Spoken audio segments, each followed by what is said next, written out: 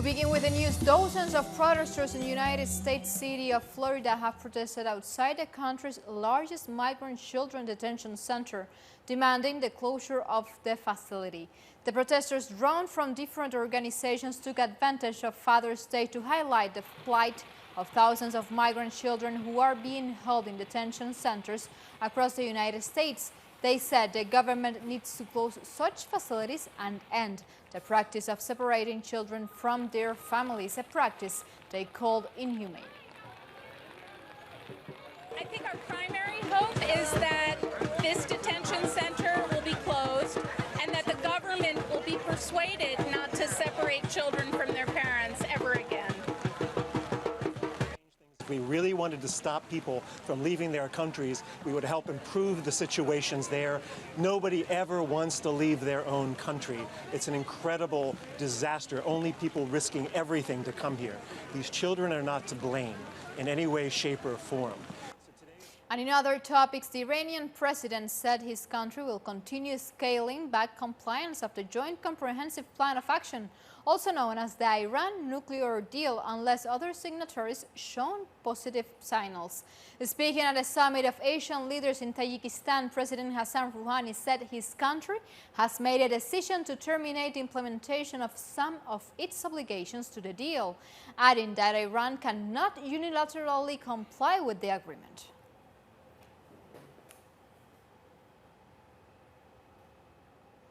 Also speaking at the same summit in Tajikistan, Russian President Vladimir Putin said Moscow would adhere to the nuclear agreement and urged other signatories to follow suit. Everyone is concerned about the state of the Joint Comprehensive Plan of Action to Iran's nuclear program. The US leaving this agreement has significantly unraveled its execution and has had a negative impact on the Non-Proliferation Treaty. We believe that the only sensible decision is for all deal participants to honor their commitments. This is what Russia intends to do.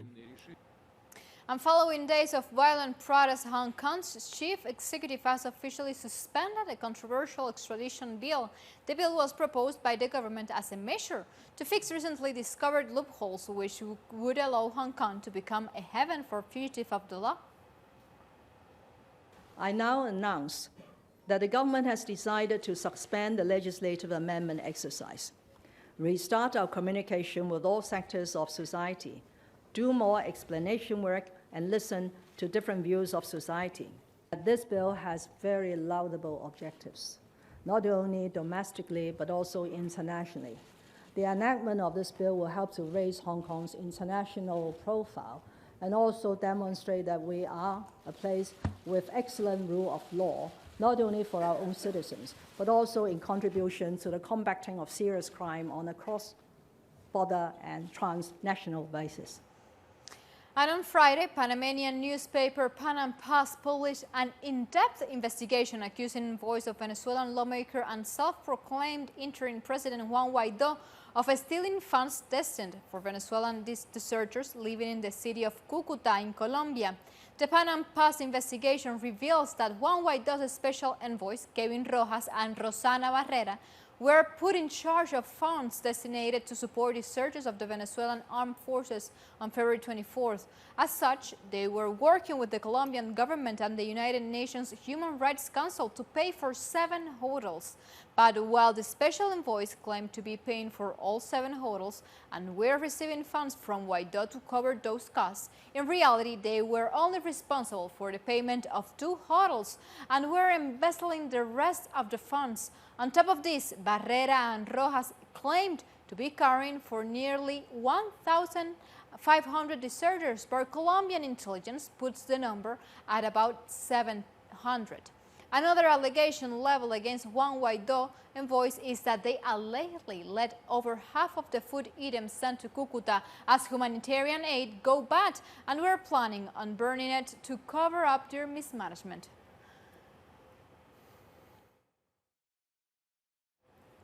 And soon after these revelations went public, the Secretary General of the Organization of American States, Luis Almagro, published a tweet to call for a prompt and exhaustive investigation into the situation that took place in Cúcuta.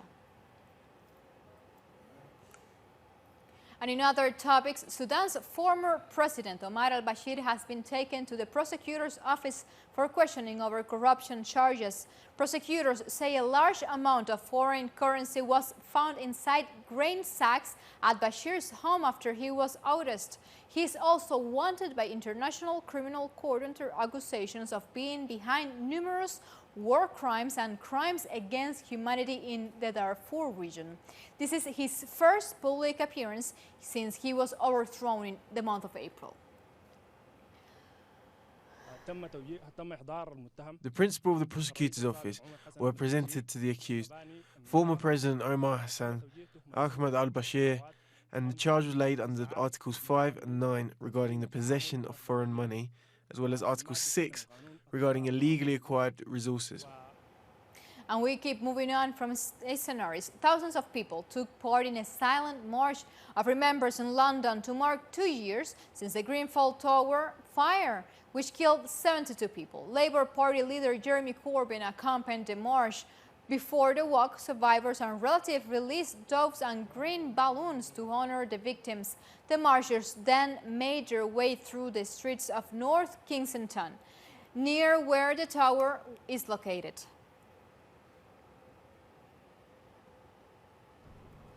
Friday marked the 2-year anniversary of the Grenfell Tower fire in West London, which resulted in 72 people dying. In the local community, there is frustration and anger against the British government because of the scant support they have received, the lack of accountability for the failings that led to the tragedy, and because there is a sense that a similar accident could take place again elsewhere. If people are responsible for putting up cladding which killed people, not only did it burn very fast, but I hear now that the resin, the plastic resin, was also dead. The toxicity across the area, everybody has suffered. Everybody. I have friends who are now facing a death sentence from what they've inhaled.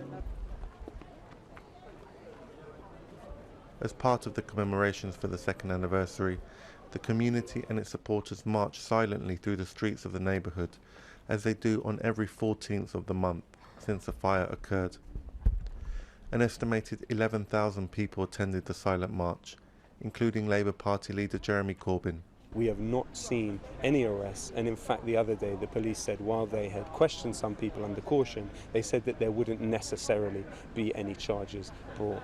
This is completely unacceptable to us here. Not only are we fighting for the legacy of the people that died, and I'll tell you something, we won't betray the dead, because a betrayal of the dead would be tantamount to a betrayal of the living.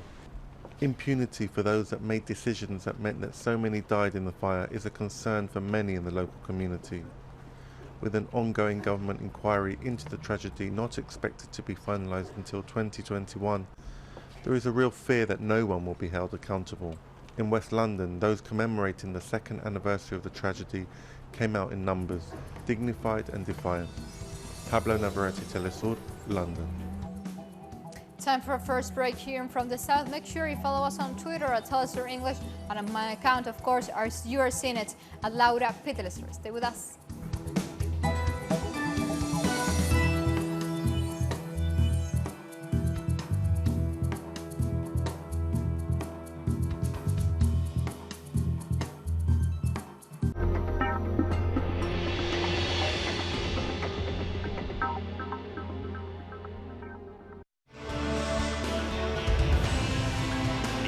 Infested by inequalities, abuse of power, and injustice, the American journalist Abby Martin covers the struggle for fundamental rights worldwide, deepening into the search of files which uncover the empire's strategies through our screen and web platform in English. The Empire Files with Abby Martin. Tuesday, only on Telesur.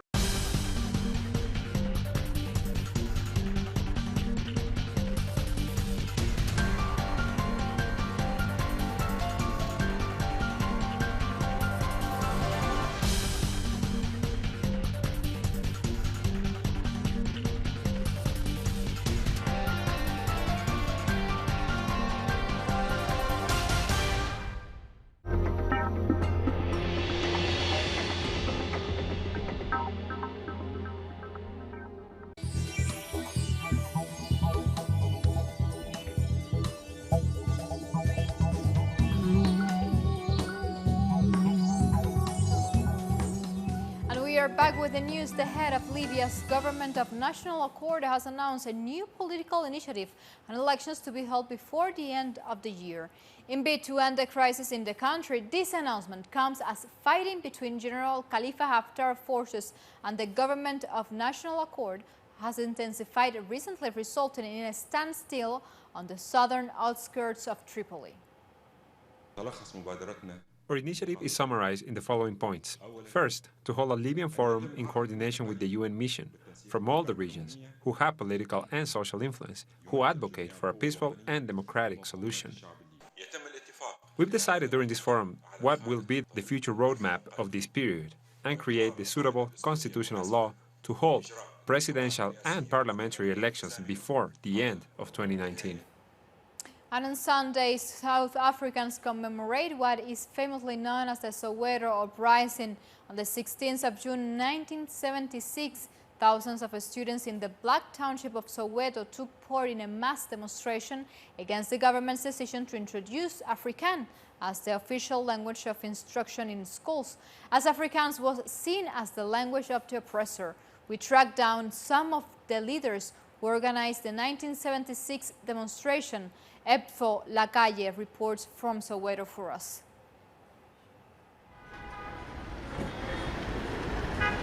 One Sunday in the winter of 1976, student leaders gathered at this community hall in Soweto.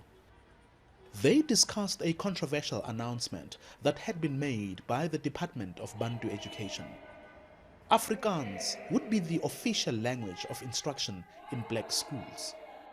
The minister that really pushed that a concept or pushed that legislation for implementation was Minister M.C.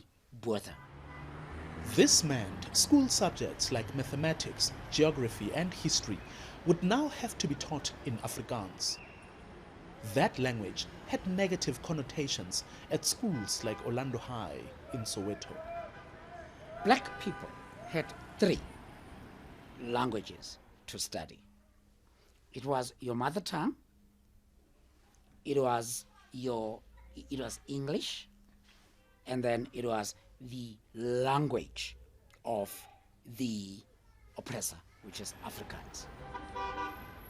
When Afrikaans was now imposed in all our schools, I was one of those who felt frustrated. You know, you could see the doors of learning shutting in front of your eyes to say, how am I going to be taught in Afrikaans that I don't even know? I'm struggling with the language, right?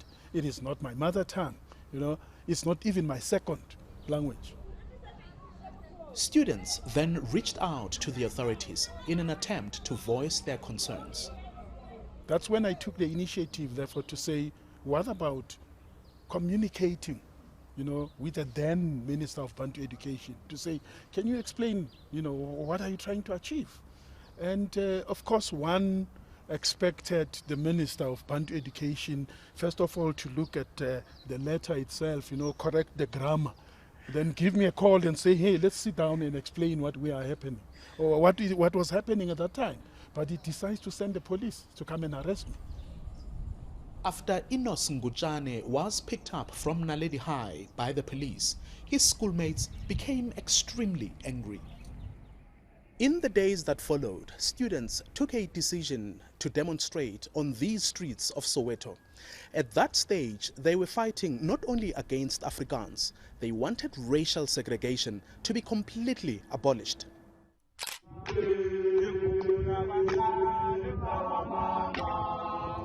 On the 16th of June 1976, crowds of learners from different schools gathered and snaked through Soweto, swelling to thousands. But in no time, the police were at the scene and ordered the marchers to disperse. The students were relentless. They then released dogs. The only defense against those police dogs was stones. So students used stones to kill the dogs. And a dog that died and made the police to start even wanting to use live bullets. In the ensuing chaos, the police opened fire, and 13-year-old Hector Peterson was among the first children to be gunned down. The image was published around the world. The international community began to pressurize the apartheid government to abandon its racist policies. Today, South Africa is a free country, and a monument has been built to honor the hundreds of students who died in 1976. But there's no doubt it was that demonstration that became a turning point in the fight against apartheid. Mpolagaje, Telesu, Soweto. Impressive history. And now we move on from topic. In Burkina Faso, a team of scientists are testing whether a fungus genetically engineered to produce a specific spider toxic can provide a breakthrough in the fight against malaria. A team of entomologists in the United States came up with the idea to genetically modify a fungus to produce a toxin found in the venom of Australian Blue Mountains funnel web spiders.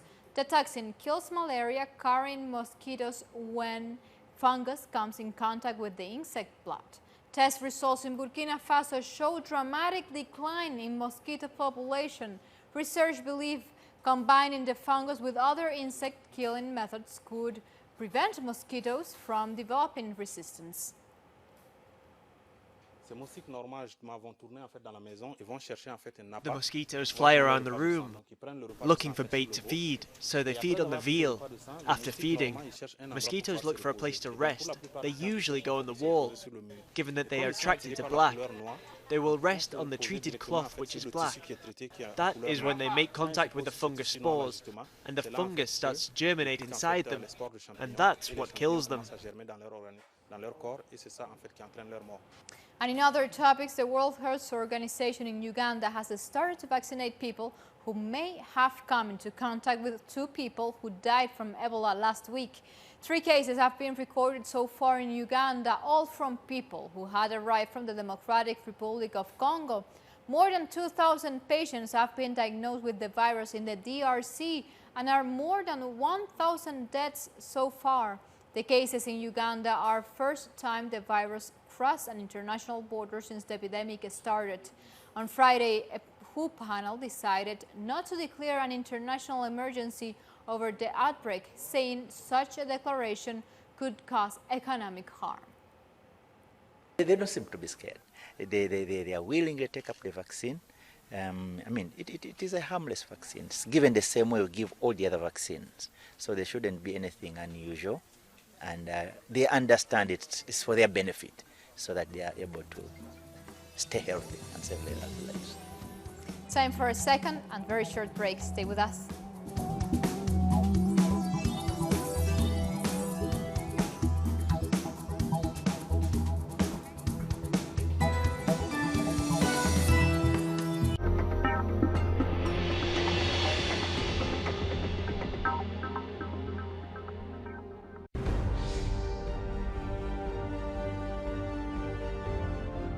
Acompañamos a los pueblos que resisten en cada una de sus luchas. Somos esa ventana que se abre para visibilizarlos entre fronteras.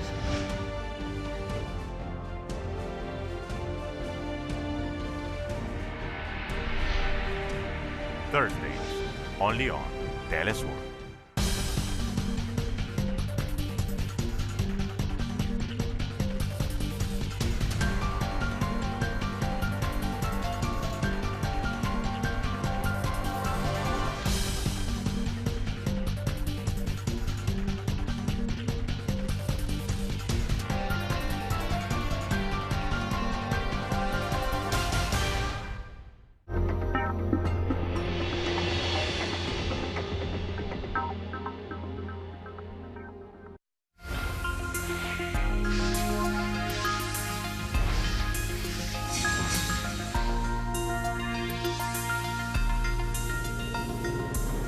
And we begin with the news of Latin America and the Caribbean. Guatemalans took to the polls as the country voted in general elections.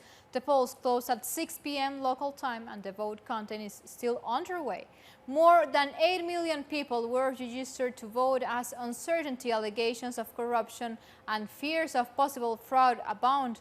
A total of 19 candidates are competing in the presidential race, which is expected to yield no outright winner and go to a runoff in August. Let's hope to God that we have a change, that the candidates speak with sincerity, because we are giving our vote with sincerity and we expect that from them.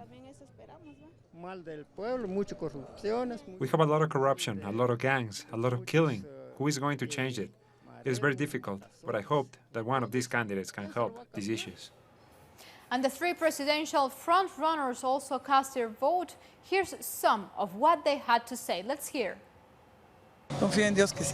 I trust in God that I will be elected president. I am very optimistic. We have worked hard for that, and our goal is that if God wants it, I will be the first female president. I hope that Guatemalans go cast their vote in peace. I hope and trust. I want to put a lot of trust in the Supreme Electoral Court. Mobilizations carried out by the Vamos, the UNE, and the FCN party have been terrible, giving away bags of food to the voters. It seems that they are invading Guatemala. This is the old political system. It is what Guatemalans are tired of. And surrounded by heavy security, outgoing President Jimmy Morales cast his ballot earlier on Sunday. After the vote, Morales was asked about his party's alleged vote buying, to which he answered, if someone committed a crime, that person should be punished. He also admitted that one of the biggest challenges Guatemala faces currently is the high levels of chronic malnutrition and immigration. But Elections Day has not gone by without issue, as the Supreme Electoral Court suspended elections in the municipality of San Jorge in the department of Zacapa due to security concerns. Interior Minister Enrique Degenhardt announced that the electoral board in the municipality walked off their bus after receiving death threats, while also assuring citizens that security forces have been deployed to guarantee the safety of voters.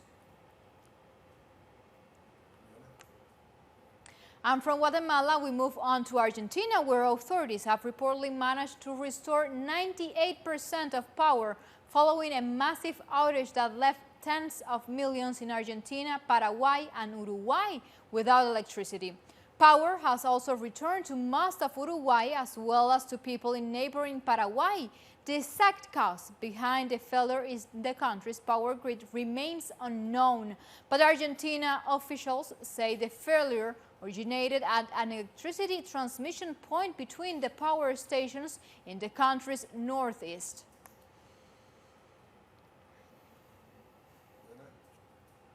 Meanwhile, in Uruguay, the president of the state-owned company UTE has said the massive power outage could serve as an opportunity to improve the country's power system. This instance is going to be an opportunity because it placed our entire system at the same time in a situation that will definitely allow us to draw conclusions from. I can't yet preview those for you, but certainly we are going to improve something based on what we learn in the coming days. And now we move on to Mexico, where authorities detained 791 migrants on Saturday in the state of Veracruz. The migrants were found inside 4 pork trucks in what was one of the largest raids against illegal immigration in recent months. The mass detention comes less than 10 days after Mexico started to step up its efforts to curb illegal immigration in its territory in order to avoid the threat of tariff by U.S. President Donald Trump. According to the controversial agreement signed on June 7th, Mexico had 45 days to make palpable progress in reducing the number of people seeking to enter the United States after fleeing poverty and violence in their home countries. And like this, we've come to the end of this brief, but you can find this and much more other stories on our website as you are seeing it, telestorenglish.net, where you can read opinion articles, watch special interviews, and find so much more material that we produce especially for you.